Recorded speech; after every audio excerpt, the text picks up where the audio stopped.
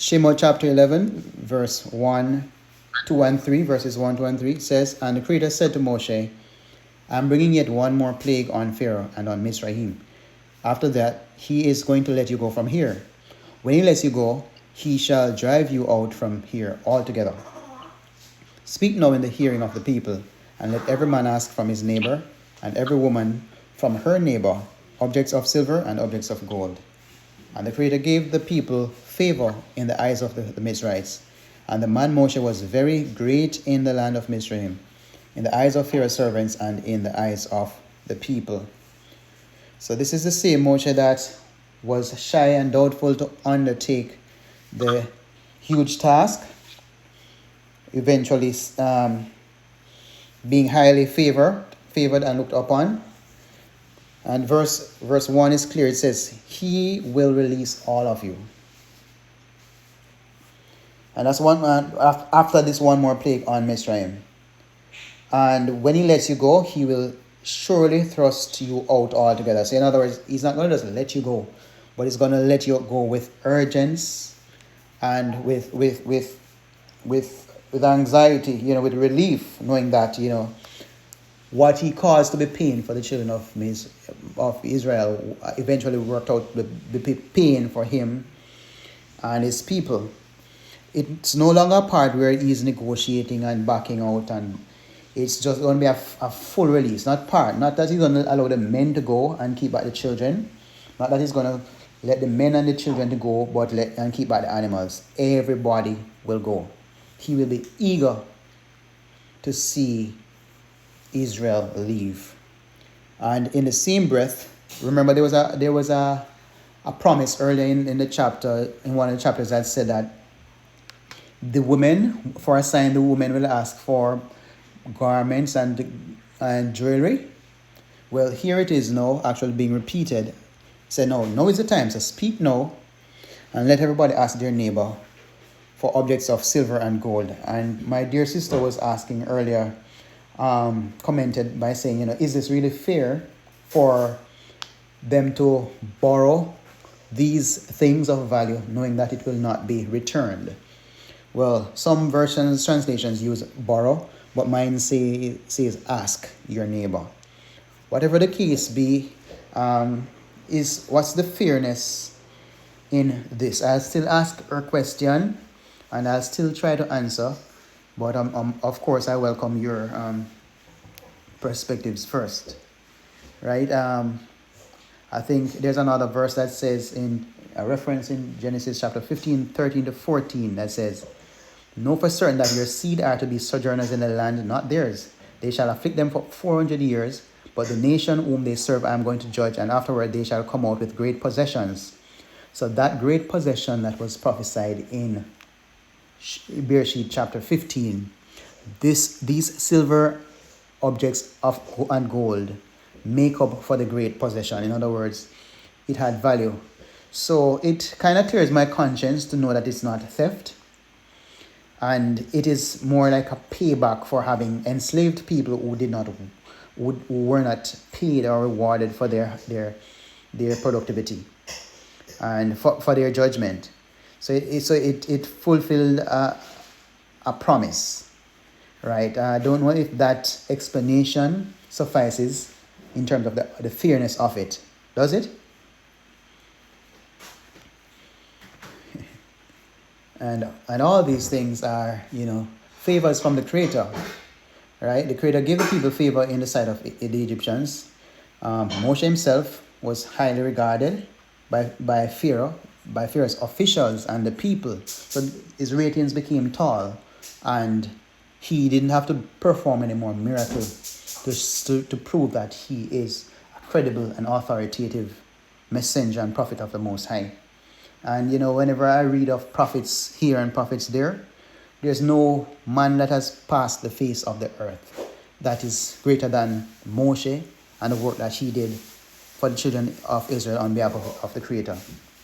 The same Elohim who judged Egypt, Mitzrayim, also turned their hearts so Israel did not leave empty-handed. So, blessings overflowing. Any thoughts on these first 3 verses?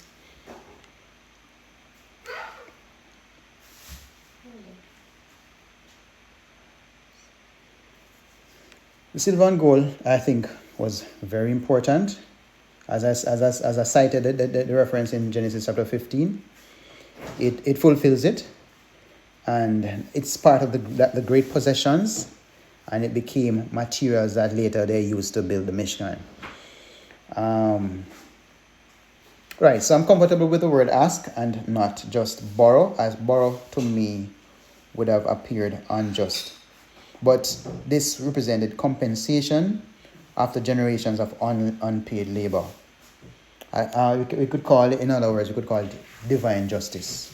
So not anything deceptive. Verses 4 to 6 says, and Moshe said, thus says the Creator, about midnight I am going out in the midst of Mitzrayim, and all the firstborn in the land of Mitzrayim shall die from the firstborn of Pharaoh, who sits on his throne, even to the firstborn of a female servant who is behind the handmill, and all the firstborn of cattle. And there shall be a great cry throughout all the land of Mitzrayim, such as has never been or ever shall be again. You know, all these are about the midnight cry. Well, this is the midnight judgment announcement. And the time is clear. And most of the plagues were forewarned that tomorrow, that time. But this one was very urgent. Time ran out on the evildoer, the people of Mitzrayim. And so, about midnight, I will go out. Who will go out? I'm just wondering. Is it Moshe or the Creator? It says no. But okay, that's the Creator doing his work this time, doing it by himself. I will go out in the midst of Mitzrayim. Question. If Moshe said in Shemot chapter 10 verse 29 that he would not see Pharaoh again, when did he receive and relay this prophecy? Chapter 10 verse 29 is what we just read yesterday. Right? About, Pharaoh said, I don't want to see your face again. Get out of my face. And Moshe said, rightly so. You will not see me again. So at what timeline was this message being relayed to Pharaoh? Right, I just want to have it, to reconcile, the order and sequence of the events. Well, any thought? Let me see who's on. All right, so I have my three sisters on. Either of you want to attempt? That's a very interesting thing. When I read that last night, when he said you won't see my face again, it's because he knew the darkness was coming. And he was actually being kind of, cheeky or cynical. You're damn right, you won't see my face again kind of thing. But it wasn't that really you won't see my face again. It was just in the moment. That's what I thought. I don't know. Okay. Thanks for... I'm wondering if it's just a summary of what was already relayed to him while he was talking to the Creator, while he was talking to Pharaoh, that the Creator actually put that in his mind, in his spirit to actually have that information to relay at the same time. Because it's just after they say they will not see face again, we don't see any other event happening in between that, which is the last part of chapter 10, and this part that starts chapter 11. So I think maybe he summarized that final message before storming out with anger. Outside of that, it would have been contradicting if he saw his face again to come back to tell him that and then gone again. All right, that's just my take on it. So you're saying that this where he's going to tell him about this last week, about the children dying. That came before. Huh? Yeah, the firstborn.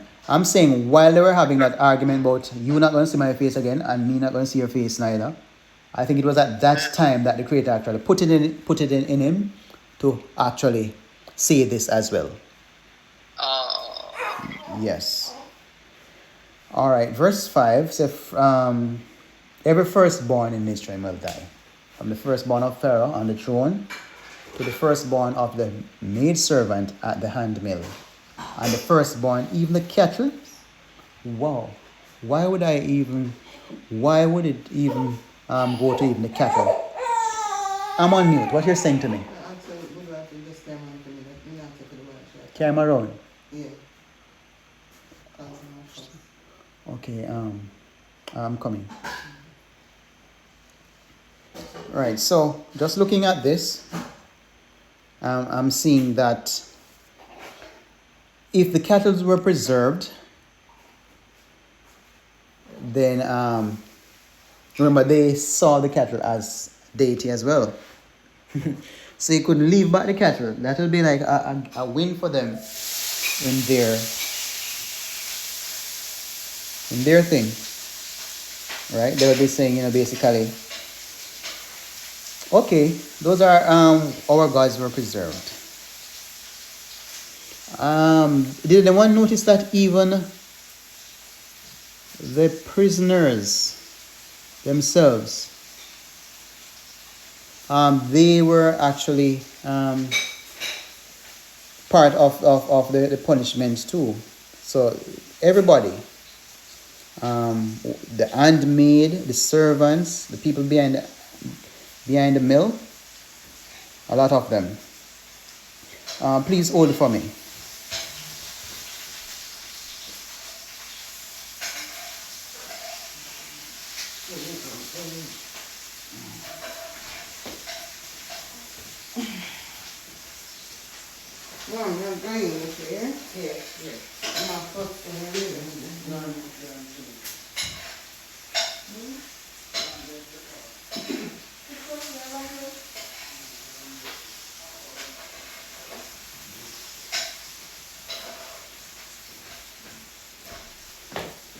Okay, thanks. So, in the worldview, yes, so basically, the punishment for the maid servants, remember the maid servants would have mistreated the children of Israel as well. Although there was one thought that the maid servants that helped to deliver the babies, those were Hebrews. But of course, it would not be limited to just the Hebrews. There were actually maidservants from Mitzrayim, taskmasters, and so on. And because they contributed to the infliction of pain and mistreatment of Israel and their suffering, they stood in solidarity with the oppression. And so it's just natural and fair and reasonable for them to get their share of the judgment. All right, and this plague that is coming up, it will be such as never has been before. I think it's the third time I'm reading this. I read about it. Oh, well, this is the actual confirmation of a repeat of what was said. That the plague is coming will be such as never has been before. And we also see that in Joel chapter 2, about something that will be happening, prophecy that will be never has ever been before. But of course, it's always past tense.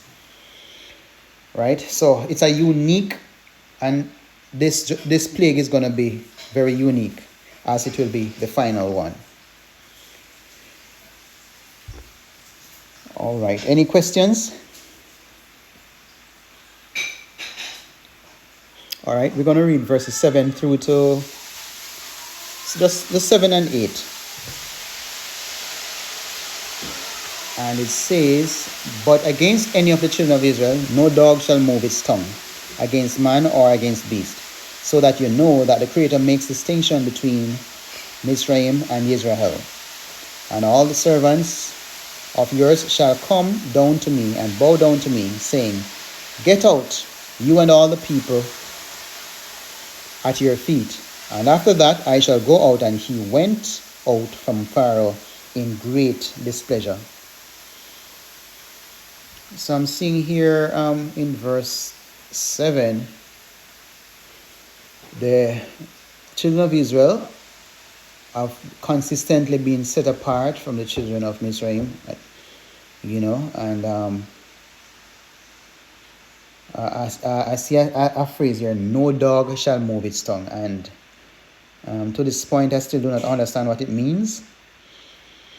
Right. So, if anyone want to help me grasping what this phrase is suggesting, "No dog shall move its tongue," you could help me.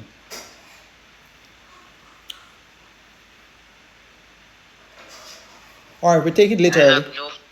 Go ahead. No, I said I have no clue. When I read it a while ago too and thought, I don't remember seeing that before, but a dog moving his tongue sounds like almost salivation. Like it's salivating. I don't know what that is. No dog shall move his tongue. So in other words, dogs, what I know about dogs, there are dogs that are mainly and largely uncontrollable, and you have a few that can be pet. Well, even if the dog is uncontrollable or with rage, once a child of Israel is actually in the presence, then that dog will not try to harm the Israelite. That dog will not go against any man or go against any beast once it is associated or it is or the person is a representative or a child of Israel. That's the most I can make up about what that's supposed to mean. Right. But there's a clear distinction, and there's protection, precise protection. So there will not be any random or mistaken or collateral damage among the Israelites, among them nor their animals. And all of this is so that you may know that the Creator, he is who he said he is. And if he promised to protect, then he will indeed protect Israel. And the servants will bow. Yeah, that's that is a final admission, because sometimes people ask for forgiveness and people will say go away and leave me alone or whatever, but when they bow, it is full acceptance of the superiority of another.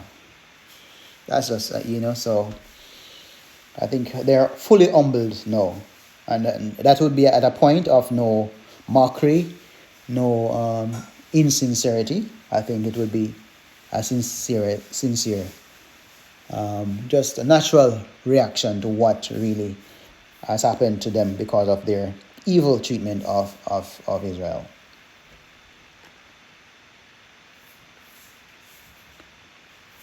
So they'll come and they'll beg, go out, you and all the people who follow you, please. Yeah, so we don't need to force things. We need to be patient, and we need to be obedient, and be patient in our obedience, that when deliverance comes and it comes, then it will be more appreciated. There's another verse that I'd want us to quickly flip to. I think it's Shemot chapter 12 verse 31, and that is what will happen after, because we're in chapter 11, and it says, then he called for Moshe, that referring to Pharaoh, and Aharon by night, and said, arise, go out from the midst of my people, both you and the children of Israel, and go serve the Creator as you have said. So not just the servants will be begging, but the big man himself, Pharaoh, will be begging the people to go and worship the Creator as he had spoken. So Moshe then leaves Pharaoh with burning anger, echoing the tension at the end of chapter 10:28. So I'm just saying that all this happened before what was mentioned in 10:28, where they curse off each other and say, you don't see my face anymore, and I still don't see your face anymore. So that would be squeezed into that timeline. All right, so the children of Israel, they got peace and distinction, and they must have felt calm at that time. Even the animals are supposed to feel peaceful. They know that they're not oppressed. Right? And it's actually when Moses said to Pharaoh that Pharaoh will, and the servants will bow down. That's a reality. That matched the prediction, and it's nothing like seeing royalty bowing down, pleading for the children of Israel to depart. All right, let's read the last two verses. That's Shemot chapter 11, verses 9 and 10. But the Creator said to Moshe, Pharaoh is not going to listen to you in order to multiply my wonders in the land of Mitzrayim. And Moshe and Aharon did all these wonders before Pharaoh. However, the Creator strengthened the heart of Pharaoh, and he did not let the children of Israel go out of his land. I'm not exaggerating. I've seen this about 5 or 6 times. Yeah. He will multiply the wonders. What more wonders can be performed, having performed 9 plagues? Which multiplication of wonders and miracles is going to come after this? Isn't it just one more miracle?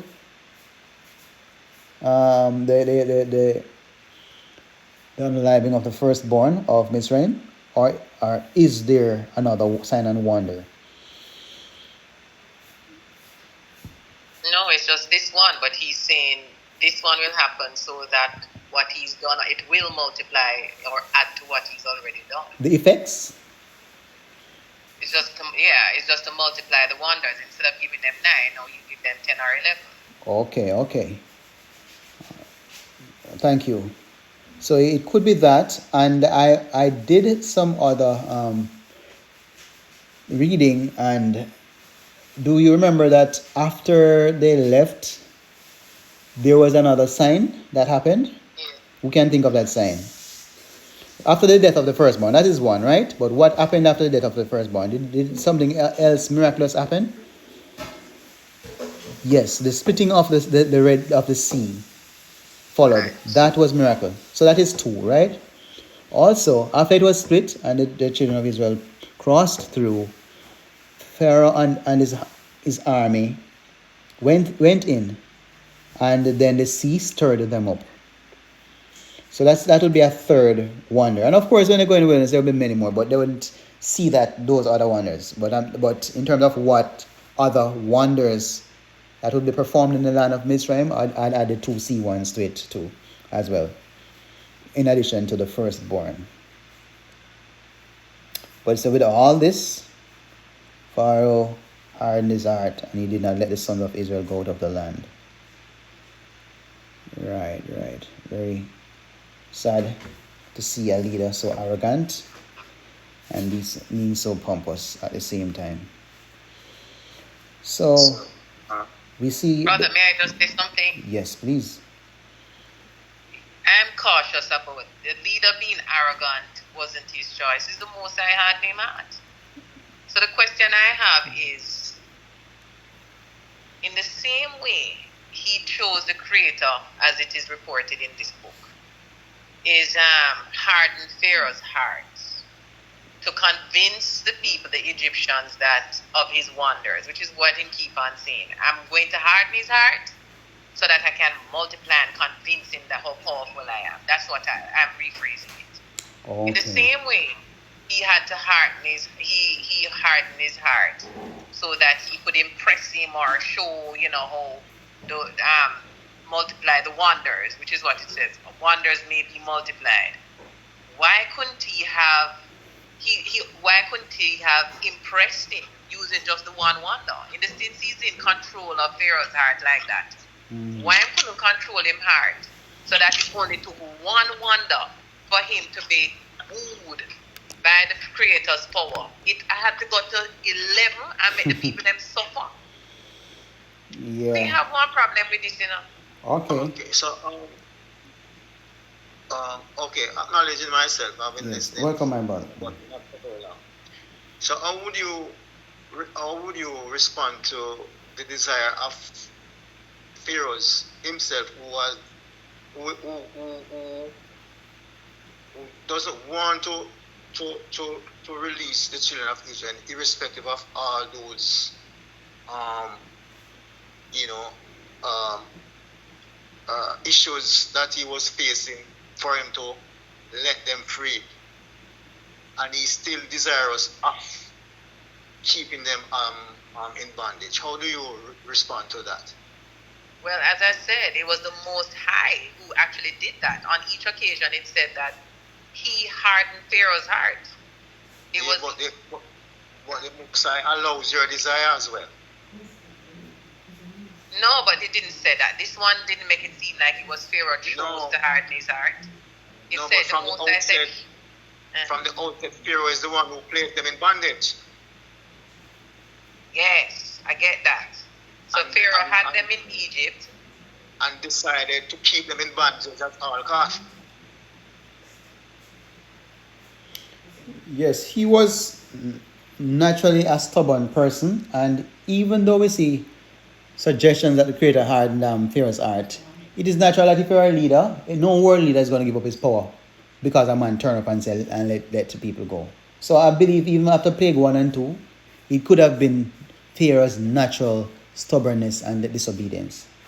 Right? Even 3 and 4, it could be that he still thought that genuine negotiation could really work.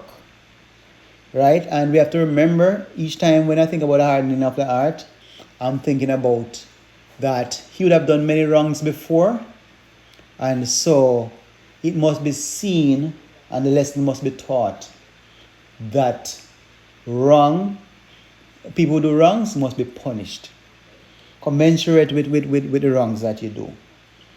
Right? So that is just my take on it. Maybe the first 5, it was his naturally, but because that's mentioned so much time that the Creator hardened his heart, then we have to admit that he intervened in it too, and that is the problem we have. That's the part we have a problem with, right? That's the part I have a problem with. I'm wondering if it really goes on. It says that the Most High hardened his heart. Maybe Pharaoh hardened his heart. Maybe it's the interpretation of the writer. Yeah. Maybe it's the interpretation of the writer. I think Pharaoh chose to harden his heart, and the Most High allowed it. Okay, it was a choice. Okay, all right, good. Because that was what I was trying to put across, but yeah. Choice. Because just not to deviate too much, but to say even take for example the situation with Cain and Abel. When he so decided to do what he intended to do, and the Creator said, sin is crouching at your door. Just paraphrasing, do the right thing. Obviously, he did not interfere with whatever decision or desire that Cain had. Exactly. Yeah. He allowed it. After that, now we ask him for him. They must say if he's his brother's keeper. So just to point out where I believe, in my understanding that the Creator will allow your desire, whatever it is. Yeah. Okay. Yes. It's called free will, right? And he, having made a choice, it was actually used as, I want to put a spin on it, so that the nations, so that Mitzrayim 1, Israel 2, and the nations 3 will know who the Creator is. And the other gods as well, because it was about the other gods also. Right. And in addition to that, and the other gods, that's 4, and also that future generations like me and you will have a thick testimony of his power and justice. And it was not just one isolated event.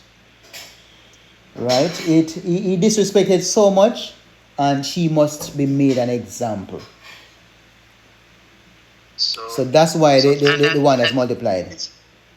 But it's a combination of wonders and two, because the snake and all those things, Yeah. But something like this, you'd want it to reach just Star X News and Dina. You'd want it to reach CNN and BBC as well, right? All of them. Yeah, especially if it's something for the world to benefit from. Yeah. Right. And in the last part, in the last verse, it says Moshe and Aharon did all these wonders before Pharaoh. Remember, we were wondering why Aaron started, Alone was doing the first part, and then later we see Moshe start doing some. Well, this put it in perspective and said, look, man, this was done together. Right? Steam together. Right? And I don't think anything was done without the other being involved in it anyway. And, so that is the summary to remind us that this confrontation was not a solo show or one man did that thing.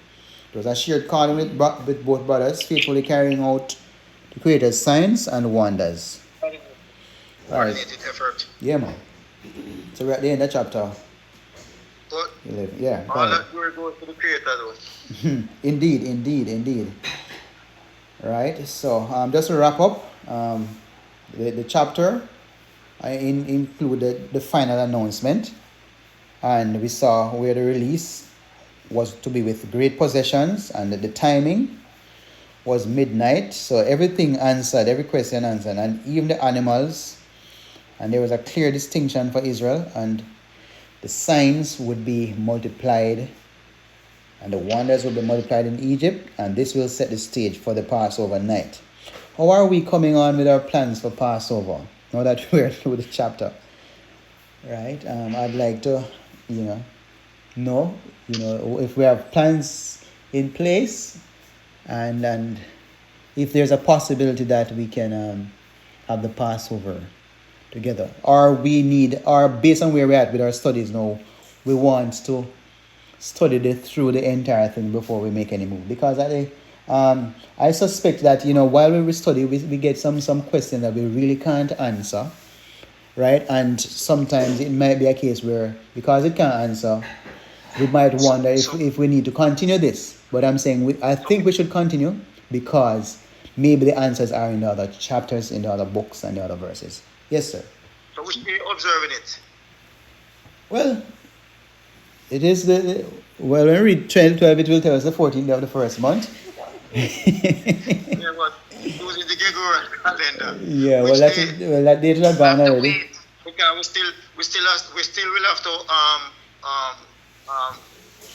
exercise the Gregorian date. All right, I'm going to answer you tomorrow night, because tomorrow night actually has the chapter that tells me when the month starts. And you're going to have sheep or goat? I would have both. Right now, that long time I don't eat any meat. It's a year since meat has touched my mouth. And even though last year my body didn't receive it, it brought it back up. I want to try it one more time to see if something can really go so.